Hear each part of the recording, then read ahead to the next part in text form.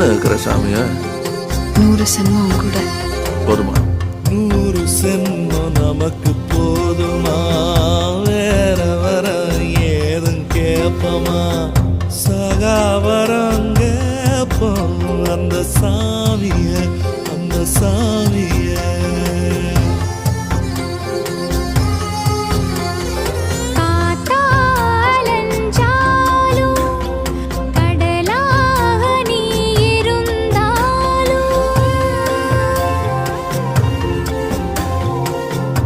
ஆகாசமான போதிலும் என்ன ஒரு எடுத்த போதிலும் சேர்ந்தேதான் பொறுக்கணும், இருக்கணும், கலக்கணும்.